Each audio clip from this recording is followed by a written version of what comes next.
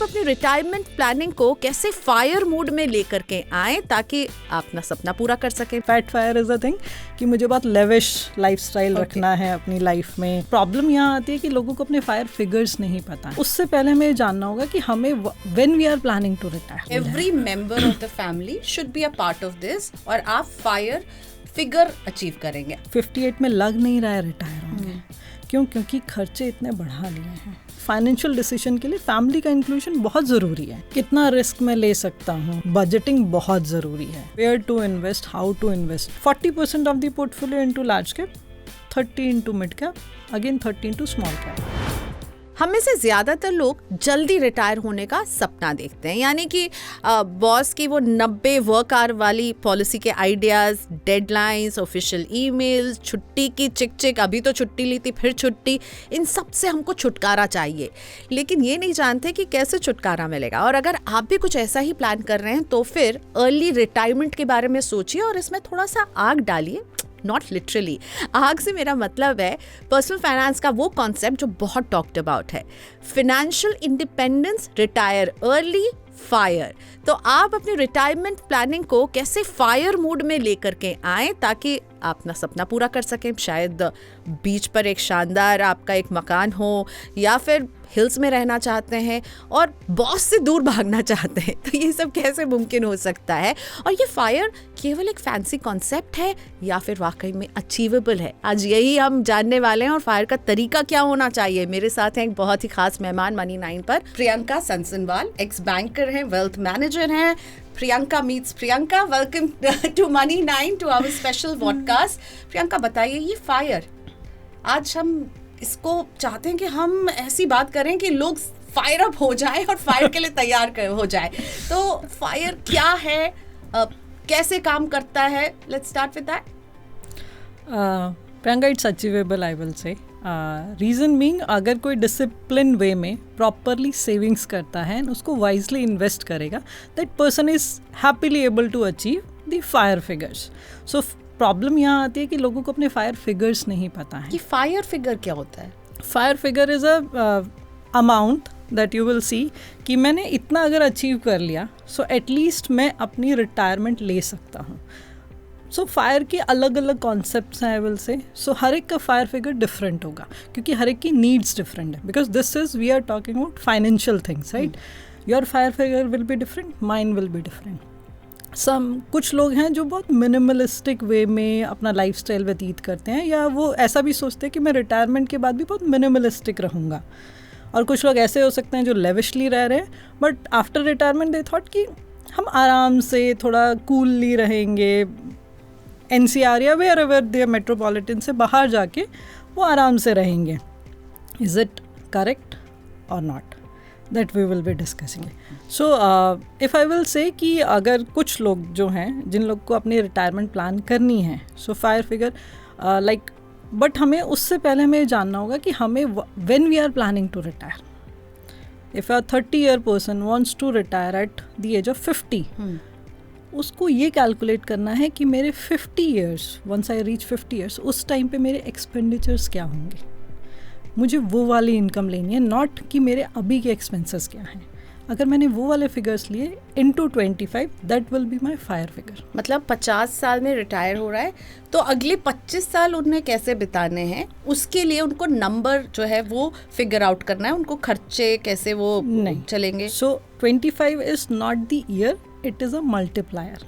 So if I will say कि मुझे after 20 years मेरे को जो एनुअल एक्सपेंसेस चाहिए, monthly expenses, that will be 1 lakh rupees जी।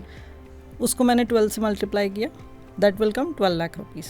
उसको मैं मल्टीप्लाई करूँगी 25 से, that will give me a fire figure. So वो हम जब लॉन्ग टर्म में वी विल डिस्कस कि how to invest that one. So उस अमाउंट को हम जब एक फिगर अचीव कर लेंगे, दैट विल कंटिन्यू, बिकॉज मेरी विड्रॉल पावर लेस रहेगी and the investment that we will do वो थोड़े से ऐसे फंड्स या ऐसी कैटेगराइजेशन में होगी जो मुझे मेरी इन्फ्लेशन से बेटर रिटर्न देगा। सो मेरा वो कॉर्पस कभी फिनिश नहीं होना चाहिए। रिटायरमेंट का मतलब ही है कि मेरे पास हमेशा को अमाउंट रहे अच्छा खासा। Even if I will live 80 years 90 years, you don't know, कोई 75 में भी हो सकता है, इट कैन बी 80 ईयर्स और 85 ईयर्स. सो मेरा कॉर्पस कभी भी शॉर्टफॉल नहीं होना चाहिए. तो बेसिकली फायर जो है बहुत फैंसी लगता है, ठीक है. तो मुझे ये बताइए, ये जो फैंसी वर्ड है, ये रियलिटी है? आपने देखा है लोगों को फायर होते हुए, मतलब जल्दी रिटायर हो करके फाइनेंशियली इंडिपेंडेंट होते हुए? So there will be very few अभी तक जिनको मैं बोलूँगी जिन्होंने अपने फायर नंबर्स अचीव किया है. बिकॉज जैसे सोशल मीडिया आ रहा है उस हिसाब से पीपल गेटिंग अवेयर कि ये फायर भी कोई नंबर है या फायर भी कोई चीज़ है. पहले लोगों को एक ही चीज़ मालूम थी, रिटायरमेंट 60 ईयर्स पे. Even if I will say some people will work even after 65, क्योंकि उनके एक्सपेंडिचर्स या उन्होंने अपना लाइफस्टाइल ऐसा बढ़ा लिया था कि वो उसको अचीव ही नहीं कर पाते थे. I am meeting some of the senior clients, so they are saying कि प्रियंका पहले लग रहा था 58 में रिटायर हो जाएंगे, अब वो 56 की एज आ गई है, 58 में लग नहीं रहा है रिटायर होंगे. क्यों? क्योंकि खर्चे इतने बढ़ा लिए हैं, लाइफस्टाइल इतना बढ़ा लिया है, सो लग नहीं रहा है. सो वी आर ट्राइंग कि हमारी वो जो 60 की एज है या 58 की एज थी उसको हम increase it with a board meeting and the things, take it to 65. Okay, see so somebody who is planning कि बहुत है मेरे लिए 55 की एज भी, बट लाइफस्टाइल एंड इतनी सारी चेंजेस के कारण they are still struggling. And these are very senior people I will say, because उन्हीं के लाइफस्टाइल या वही चीज़ें हैं.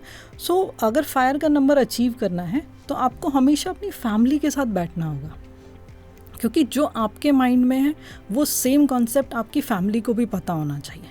क्योंकि आप कुछ और डिस्कस कर रहे हो, फैमिली कुछ और सोच रही है. सो ये डिफरेंस नहीं होना चाहिए. लाइक हस्बैंड एंड वाइफ, तो आई एम कंपल्सरीली सेइंग कि कोई भी फाइनेंशियल डिसीजंस ले रहे हो दोनों साथ बैठ के लो. क्योंकि like as an corporate if I will say, so हमें एक बोनस आता है, इंसेंटिव्स आते हैं, सभी को आते हैं ऑलमोस्ट अगर कोई डिसेंटली परफॉर्म कर रहा है. तो wife is planning something different, husband is planning something different कि ओके बोनस आएगा, will go for a long vacation, foreign vacation, अलग अलग चल रहा है. हस्बैंड के दिमाग में चल रहा है नहीं, मुझे शायद बच्चों की एजुकेशन के लिए पैसे को सेव करना है. सो जब तक आप दोनों बात नहीं करोगे ना, you are not able to achieve any of the financial decision. This is the fire.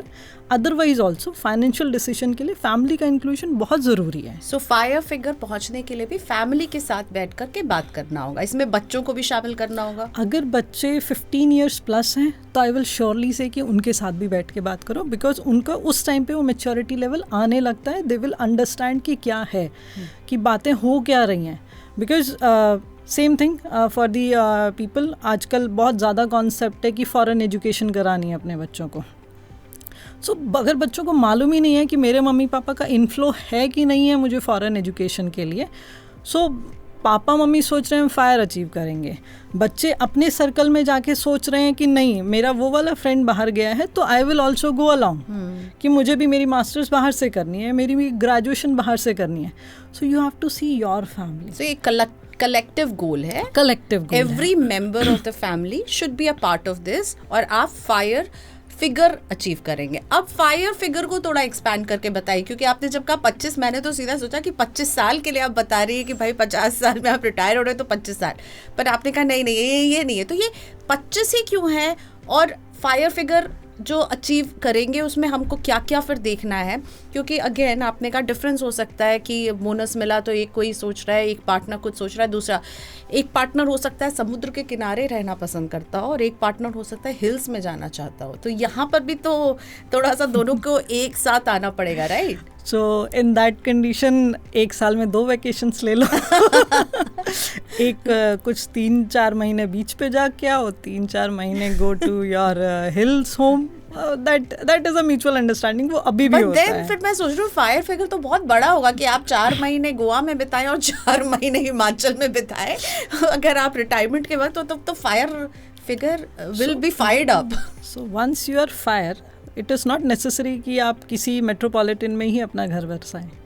Then you decide कि हमें ये वाला घर निकाल के हम कहीं और रह सकते हैं, आउट ऑफ द सिटी रह सकते हैं. फायर की चेकलिस्ट ज़रा बताइए ना मुझे प्रियंका. मतलब ये अच्छा आइडिया दिया कि आप शायद एक बड़े से शहर में रहे तो आप छोटे शहर में शिफ्ट हो जाए, तो फायर की चेकलिस्ट में क्या क्या होना चाहिए? अब पूरी फैमिली बैठ गई है, हस्बैंड वाइफ बच्चे, अब फायर की चेकलिस्ट। सो पहले हमें ये डिसाइड करना चाहिए where we are standing currently, क्योंकि standing currently means where my financials are currently. So I need to evaluate my net worth. मेरी एसेट्स कितनी हैं, मेरी लाइबिलिटीज़ कितनी हैं. Assets includes everything, your investments, your equities, your fixed deposits, your property, your inheritance, everything is part of the assets. Now comes the liability. Assets तो हैं, loans कितने चल रहे हैं, कितना एजुकेशन लोन है, if there is any, credit card का expenditures मैं कितना करता हूँ, all those are part of your liabilities कि मुझे कितनी पेमेंट्स करनी है. Then come your net worth कि मेरा इतना है. नाउ कम्स कि अब मुझे इस पे बिल्डअप कैसे करना है. उस पे बिल्डअप के लिए now I have to do the analysis कि मेरा बजट क्या है, कि मैं मेरा फैमिली का, हर एक फैमिली का डिफरेंट बजट्स होता है. मैंने एक बजट निकाला after spending each and everything. वो बजट निकालने के बाद मुझे देखना मेरा टेन्योर कितना है, what time in the horizon I have to achieve it.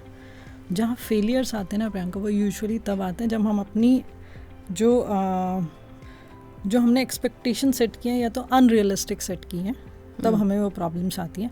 And I will से इन दिस टेन्योर जहाँ पे हमारे दोनों majorly I will say metropolitan में हस्बैंड एंड वाइफ दोनों वर्किंग है. So FIRE there it's applicable, क्योंकि हमारी एक्सपेंडिचर तो एक लिमिट ही होगी ना, but I am having dual income that is coming in. वैसा वर्षा भी होता है, खर्चा भी उतना ही बढ़ता है इन दैट केस. सो वहाँ पे फायर फिगर अचीवेबल है. अचीव करने के लिए मुझे at least 50 to 70% of my income has to be saved. वो मुझे सेव करना पड़ेगा. वो मुझे फिर वाइजली देखना है कि मुझे कहाँ कहाँ इन्वेस्ट करना है, कहाँ मुझे टैक्स फ्री इनकम्स मिल सकती हैं इफ़ देयर इज़ एनी, क्योंकि every budget that tax free income का कॉन्सेप्ट बदल जाता है. कितना रिस्क मैं ले सकता हूँ, कितने रिस्क के एवर्स में मैं काम कर सकता हूँ. बिकॉज कुछ लोग बोलेंगे कि ठीक है प्रियंका, मुझे इक्विटी अच्छा लगता है, I can go for the equity even for the small cap, but are you ready mentally, क्योंकि वो उतना नेगेटिव भी जा सकता है, भी बहुत होते हैं. सो आपने कहा कपल है, डबल इनकम है, तो 50 to 70% ऑफ योर इनकम जो है आपको सेव करना होगा अगर आप फायर अचीव करना चाहते हैं. अगर सिर्फ हस्बैंड वर्किंग है and wife is a home maker, तो क्या ये फिगर अलग होगा? अलग होगा, बिकॉज ऑब्वियसली डबल इनकम आ रही है तो मेरे सेविंग्स की रेट्स बढ़ जाती हैं. बट जब सिंगल अर्निंग मेंबर है तो उसके लिए थोड़ा सा आई विल से प्रेशर सिचुएशन होती है, क्योंकि उसको सारे खर्चे देखने हैं, फैमिली के सारे एक्सपेंस देखने हैं, होम लोन है तो वो भी देखना है. दिस इज़ अनदर रीज़न कि लोगों की लाइफ में स्ट्रेस बढ़ रहा है, क्योंकि अगर उसकी वो सैलरी नहीं आई, सो नेक्स्ट मंथ से कैसे एक्सपेंडिचर होगा, that will be a trouble for them. So वो अचीवेबल है, बट आपको फिर थोड़ा सा रियलिस्टिक होना पड़ेगा, थोड़ा सा लॉन्ग टर्म प्लान करना पड़ेगा. या फिर आपको सेकेंड थिंग इज़ कि आप अपनी जो इनकम है, as you ask for the step, one of the step is now you have to see how you will increase your income.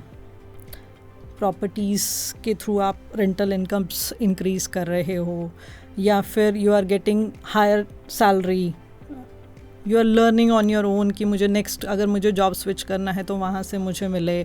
Hike मांगना बॉसेस से, that is another important thing कि sir मुझे achieve करना है, so you have to give me. So other source of income you have to find how you can have more of the income. Expenditure curtail कर लिया, ठीक है, कितना cartel करोगे? मान लो मेरे घर का अभी माई इनकम इज़ 1.5 और मेरे घर का खर्चा होता है 1, ठीक है, मैंने 50 I am able to save. If I will go by the books, मैंने 50,000 सेव किया, but I need to save another almost 40,000. तो उसके लिए तो इनकम ही बढ़ानी होगी. Either increase your income, चलो ठीक है, उससे पहले इनकम इंक्रीज करने से पहले हम बात करते हैं आपकी जो एक्स्ट्रा एक्सपेंडिचर्स हैं उनको कर्टेल करो. आउटिंग थोड़ी सी कम कर दो, but again as I said कि फैमिली का पार्ट है, आजकल हर एक को वीकेंड पे आउटिंग जाना है. पापा मम्मी आज इस वीकेंड पे आपने में कुछ अच्छा डेस्टिनेशन पे नहीं कुछ खिलाया, this is a new joint out जहाँ हमें जॉइंट को चेकआउट करना है. वो सारी चीज़ें हैं जो आपको थोड़ा सा बैक फुट पे ले जाती हैं, एंड ये थोड़ी थोड़ी चीज़ें हैं जो आपका ड्रेन आउट करती हैं फंड्स को. इट्स वेरी प्रैक्टिकल थिंग कि ये ड्रेन आउट करते हैं. So make an excel. Budgeting बहुत ज़रूरी है, मेक एन एक्सेल कि मेरे इस मंथ का ये खर्चा है या मेरे ईयरली ये खर्चे होने हैं, and if somebody is able to track it, weekly track करो उसको कि मेरा इतना आना था, इतना इतना इतना हुआ है, so I am standing here currently. So वो सब ट्रैक करना बहुत ज़रूरी है. तो बजटिंग बहुत इंपॉर्टेंट हो जाता है. बहुत इंपॉर्टेंट. तो प्रॉब्ली जो सिंगल अर्नर अगर है फैमिली में, तो उसे शायद ज़्यादा जो है उसके ऊपर प्रेशर रहेगा, उसे ज़्यादा सेव करना होगा. ठीक है, आपने ये बता दिया सेव क्या करना पड़ेगा, ऑलमोस्ट एक रफ फिगर हमारे पास है. अब ये जो सेव किया है इसको क्या करना है, एंड इसको अगर एक 30 साल का व्यक्ति अगर प्लान करेगा, वो अगर 50 साल में रिटायर होना चाहता है तो उसके पास ज़्यादा ईयर्स हैं कंपेयर टू समवन जो कि 40 ईयर्स का है, वो रिटायर होना चाहता है 50 ईयर्स का जब वो होगा तो. ठीक है, एंड अभी आपने एक एग्जांपल भी दिया कि जो 58 में रिटायर होना चाहते थे वो थोड़ा सा बढ़ा रहे हैं. सो ये बहुत स्ट्रिक्ट हम नहीं रख रहे हैं 50 में रिटायर होना है, बट स्टिल अगर मैं कहूँ कि एज विल मैटर, राइट. आप 30 में प्लान कर रहे हैं या 40 में प्लान कर रहे हैं, और जो सेव किया फिर उसको क्या करना है, उसको इन्वेस्ट करना है. The another step that you asked me, that is after increasing your income, wisely invest. Where to invest, how to invest. Don't go by the gimmicks कि आज मार्केट में मेरा फ्रेंड ये इन्वेस्ट कर रहा है या इस तरीके से क्रिप्टो में इन्वेस्ट करना है. Because your financial is very different. You are trying to achieve the fire figures. Maybe your friend is not. Or maybe your नकल पे निवेश नहीं करना है, बिल्कुल नहीं करना है. खुद आपका अपना प्लान होना है. Analyse yourself, your family, your risk taking ability, you have to do it. Nobody else will do it. वो बहुत ज़्यादा ज़रूरी है. And as you are also into this, so आपको मालूम है कि लोग सुन के बहुत इन्वेस्ट करते हैं, बहुत ज़्यादा इन्वेस्ट करते हैं. हम कितनी भी बार बात कर लें कि सुन के इन्वेस्ट मत करो, still they will do it. नहीं, मुझे मेरे फ्रेंड ने बताया था वो इन्वेस्टमेंट्स बहुत अच्छा है, वो स्टॉक बहुत अच्छा है, वो इंश्योरेंस पॉलिसी बहुत अच्छी है. इट इज़ नॉट नेसेसरी कि आज ही करना है. Take your time, analyse, make a proper budgeting. मैं इसको कर पाऊँगा कि नहीं कर पाऊँगा. मुझे 5 लाख की कोई इन्वेस्टमेंट करनी है, वो एनुअली मैं कर भी पाऊँगा कि नहीं कर पाऊँगा. फ्रेंड्स के प्रेशर में कर दिया, पीयर प्रेशर में कर दिया, नहीं. Sit with your family, analyse the things कि ये एक्सपेंडिचर्स आने वाले हैं हमारी लाइफ में, मैं करता हूँ, ऐसे ऐसे प्लान करते हैं. So this is one way to do it. Then review your investments. How often? Every 6 months. Okay. Every 6 months review it. You can add into it कि मुझे ज़रूरी नहीं है मुझे 30 वाले को 50 में ही अचीव करना है. If I am getting a bonus, मेरी साइड इनकम एक्स्ट्रा आ रही है, why will I take 50? I can retire in 45 also. Vice versa increase भी हो सकती है, क्योंकि एज यू आस्क कि हैसल्स क्या क्या आएंगे. सो हैसल्स में वो फायर फिगर बढ़ भी सकता है आगे जाके. रिटायरमेंट एज जो अभी हम 50 सोच रहे हैं वो बढ़ भी सकता है, 52 भी हो सकता है, 55 भी हो सकता है, क्योंकि मैंने कुछ बीच में सेविंग्स नहीं की या कोई मेडिकल एक्सपेंडिचर्स आ गए. बिल्कुल. इसलिए मैंने कहा कि 50 इज़ नॉट लाइक एक फिक्स्ड है. अब ये बताइए एज कितना मैटर करेगा? जो 30 में प्लान करेगा और जो 40 में प्लान करेगा, दोनों में क्या डिफरेंस होगा? फिगर्स का डिफरेंस हो जाएगा. मेरी जो सेविंग्स रेट है, मेरा जो अमाउंट है, क्योंकि it is all based on the compounding. 30 वाले के पास 20 ईयर्स हैं टू कंपाउंड दैट अमाउंट. 40 वाले के पास जस्ट 10 ईयर्स हैं टू कंपाउंड इट. अगर वही चीज़ सेम आई विल से 1 लाख की इनकम 30 ईयर्स वाले को चाहिए, तो उसको 33,000 रुपीज़ पर मंथ सेव करेगा. That person is able to achieve after 20 years the income. But the same thing if I will say for the 40 year, the figure will be 1,35,000 rupees per month. Okay, मतलब double से भी double हो रहा है. 33,000 invest करना होगा if he is 30 year old. ठीक है, 50 में रिटायर होने के लिए. पर वही 40 वाले को मतलब 1,35,000, क्योंकि उसके पास 10 साल, उसके पास 10 है. साल मिस हो गए उसके. और अब ये कहाँ इन्वेस्ट करना होगा? क्योंकि अब इन्वेस्ट करने में आपने कहा दोस्तों के हम बड़ी सुनते हैं, देखते हैं, और सबसे ज़्यादा तो मुझे समझ में नहीं होता है कि वो जो होते हैं ना, वो हमारे ऑफिस में कई ऐसे लोग होते हैं जो बताते हैं मेरा पैसा ऐसे हो गया, इतना डबल हो गया, और हम यार मैंने नहीं लगाया. ये भी एक है, आपने बिल्कुल सही पॉइंट आउट किया. तो अब ये जिसको 33,000 इन्वेस्ट करना है या 1,35,000 जो भी है, इसको इन्वेस्ट कहाँ करे for retirement? So because both of them are having a different horizon, so दोनों का portfolio भी differently design होगा. Even if I will include a 35-year-old also into it, so वो difference होगा. So 30 year को मैं still बोलूँगी कि 45% of your portfolio you can go for the large cap, अगर हम SIPs की नॉर्मल बात करें, हम म्यूचुअल फंड्स की बात करें, अभी हम आप म्यूचुअल म्यूचुअल फंड में ही निवेश करने की सलाह देती हैं? I will bifurcate both the ways. This why mutual funds? Because आपको easily figure out in a ways, आपको ईजिली फिगर्स मिल जाएंगे, because this is a very liquid asset. दूसरी भी बात करेंगे कि एसेट एलोकेशन कैसे कर सकते हैं. सो अभी हम म्यूचुअल फंड्स के वेज में, SIPs के वेज में बात करते हैं कि SIPs के वेज में हम कैसे इन्वेस्ट कर सकते हैं. सो SIPs में अगर कोई 30 ईयर का बंदा है, so that person can invest 40% of the portfolio into large cap, 30 into mid cap, again 30 into small cap. Okay. So एक होराइजन है उनके पास full of the asset class में लेने का returns. So better, I am not giving you very hi-fi figures की 20% returns आ जाएंगे. I am moderately saying 12 से 15% की रिटर्न एक्सपेक्ट करो, not more than that, because market is very volatile, not currently every time. And मैं literally बोलूँ, this is the actually best time. Reason being, जिन्होंने last year invest किया था, that person is able to see कि market नीचे भी जाता है. क्योंकि बहुत लोग जो कोविड के बाद के इन्वेस्टर्स हैं, उन्होंने आज तक मार्केट डाउन देखा ही नहीं था. उनको ऐसा लगता था मार्केट में पैसा डाला तो डबल होके आना ही आना है.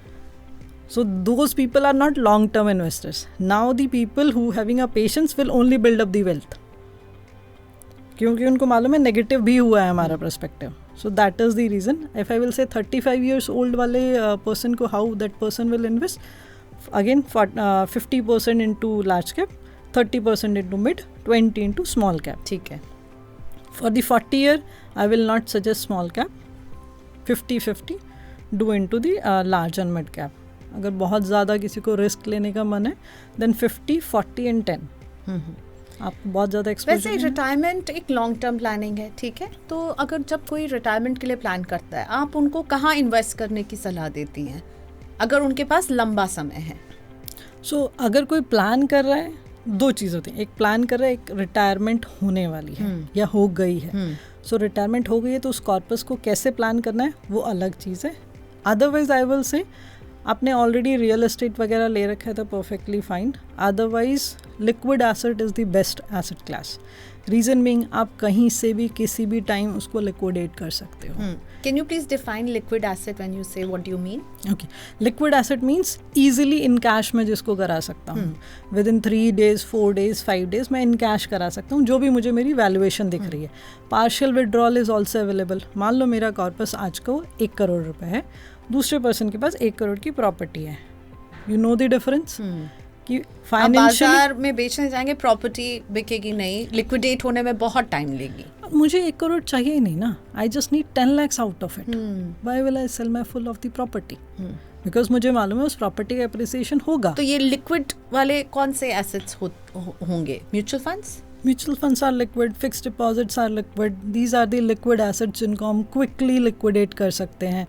हिंदुस्तान में है चाहे फॉरेन में बैठे हुए हैं, any time just click on a button, you can sell your assets. And जितना पार्शियल चाहिए, fraction of the things, you can get it 3, 4, 5 days में. You are able to get that money into the. So हमने ये सीखा कि fire होना है तो बजट बनाना ज़रूरी है. एसेट और लाइबिलिटीज़ और नेटवर्थ को फिगर आउट कीजिए, बचाइए और इन्वेस्ट कीजिए. ठीक है. अब मुझे ये बताइए, वो जो फायर फिगर जिससे हमने बातचीत शुरू की थी, वो उसको अगर मैं कहूँ कि मुझे डिफाइन कीजिए, क्या होगा फायर फिगर? यानी मुझे अपने खर्चे, और वो मैंने 25 से आपने मल्टीप्लाई करने वाली वो बात कंप्लीट नहीं हुई, वो मैं जानना चाहती हूँ, क्या है वो fire figure? So FIRE figure is what ever your annual expense, okay, जो आपको चाहिए at the time of retirement, not your current. ये मैं कैसे पता करूँ?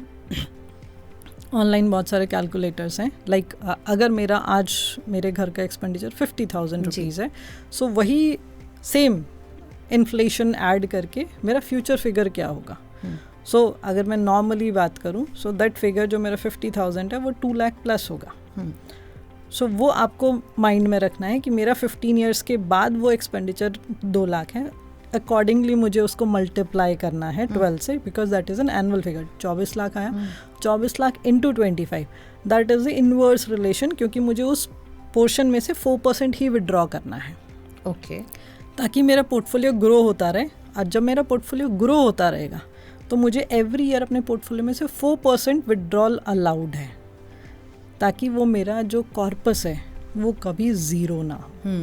दैट्स व्हाई आई सेड कि कोई 80 पे भी अगर रिटायर, मतलब 80 के बियॉन्ड भी जीता है तो उसके पास भी सफिशिएंट कॉर्पस होगा to live that. But again you have to keep the check कि आपने लीन फायर लिया है, मतलब बहुत मिनिमल वाला फायर के फिगर्स को लिया है, या फैट फायर लिया है.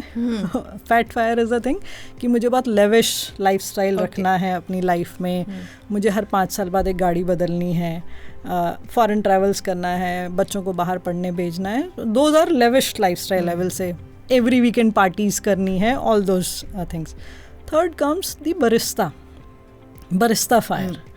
बरिस्ता फायर इज़ कि मैंने एक्सपेंडिचर्स जो है मिनिमम वो मैंने फायर फिगर से अचीव कर लिए.